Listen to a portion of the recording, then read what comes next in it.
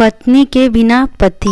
रामेश्वर प्रसाद जी अपनी बहू से बोले, बहू मेरे लिए खीर अलग से निकाल देना, फिर से भूल मत जाना। पर बाबूजी मैंने तो खीर में शक्कर डाल दी है। बेटा तुमको मालूम है हम शक्कर वाले खीर नहीं खा सकते। फिर तुम मेरे लिए पहले ही खीर क्यों नहीं निकाल देती हो। पापा आज होली का त्यौहार है, ऐसे ही रश्मि को ढेरों काम होते हैं। सुबह से लेकर शाम तक बेचारी काम ही करती रहती है, ऊपर से आपकी फरमाइश, कैसे मैनेज करेगी वो। श्याम अपने पापा पर चिल्लाते हुए बोला, बेटा मैं कोई अलग से खीर बनाने के लिए नहीं कह रहा हूँ। आज त्योहार है तो आज तो खीर बनेगा ही ना। उसमें से ही थोड़ी सी खीर मैंने बिना शक्कर वाले ही निकालने के लिए कहा था। तुम्हारी माँ भी तो पहले निकाला करती थी मेरे लिए, भूल गए हो क्या। पापा आप वो समय भूल जाइए जब माँ आपकी सेवा में सुबह शाम लगी रहती थी। अब कौन इतना याद रख पाए। रश्मि के पास ढेरों काम होते हैं, मेरा आपका आरव का सबका काम तो वही करती है ना। बेचारी वो अकेले क्या क्या कर पाएगी। श्याम से मुंह लगाना रामेश्वर प्रसाद जी ने उचित नहीं समझा और वो अपने कमरे में चले गए। अपने कमरे में जाकर रामेश्वर प्रसाद जी अपनी पत्नी की तस्वीर की तरफ देखकर बोले, देखो न श्याम की माँ, आज श्याम कितना परेशान है अपनी पत्नी के लिए।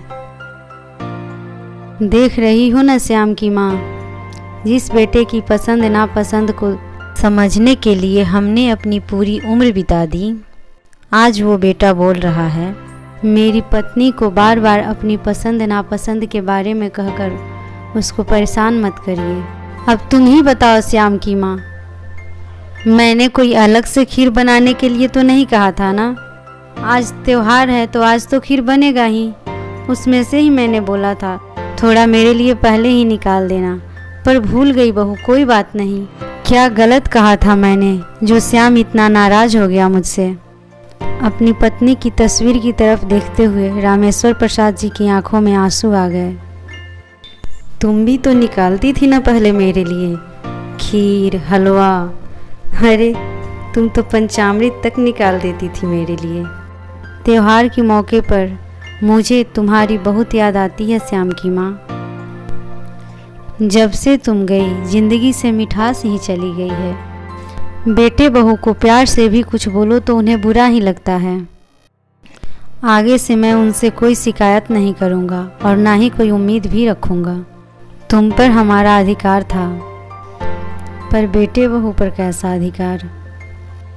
श्याम की माँ, हमारा श्याम इतना कैसे बदल गया कि 2 वक्त का रोटी भी एहसान जता कर देता है। हम भी तुम्हारे साथ चले जाते तो कितना अच्छा होता, क्यों छोड़कर चली गई हमें। रामेश्वर प्रसाद जी की आंखों से आंसू बह रहे थे। तभी पीछे से आरव आकर बोला, दादाजी। रामेश्वर प्रसाद जी जल्दी जल्दी अपने आंसू पोंछते हुए अपने पोते से बोले, क्या हुआ बेटा, कोई काम था। दादाजी आप दादी माँ की तस्वीर से बात करते हुए रो रहे थे ना। पापा ने आपको खीर के लिए डांट दिया था ना, इसलिए आप उदास है ना। दादाजी मुझे भी बहुत बुरा लगा जब पापा ने आपको इस तरह से बोला। मैं भी पापा से गुस्सा हो जाऊंगा, मैं भी नहीं बात करूंगा पापा से। नहीं बेटा ऐसा नहीं कहते। दादी माँ अब हमारे साथ नहीं है, फिर भी मम्मी दादी माँ के पसंद का खाना बनाकर ब्राह्मणों में दान दे आती है। पर आप तो हमारे साथ है। आपके पसंद का खाना क्यों नहीं बनाती दादाजी। बेटा ऐसा ही होता है, जब माँ बाप हमेशा के लिए फ़ोटो में शिफ्ट हो जाते हैं तो उनके पसंद का खाना बनाकर ब्राह्मणों को खिलाया जाता है।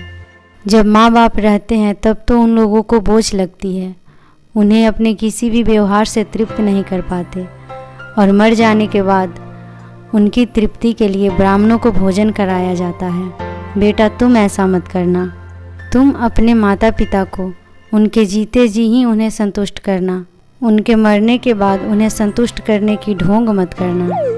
कहते हुए रामेश्वर प्रसाद जी ने अपने पोते को सीने से लगा लिया।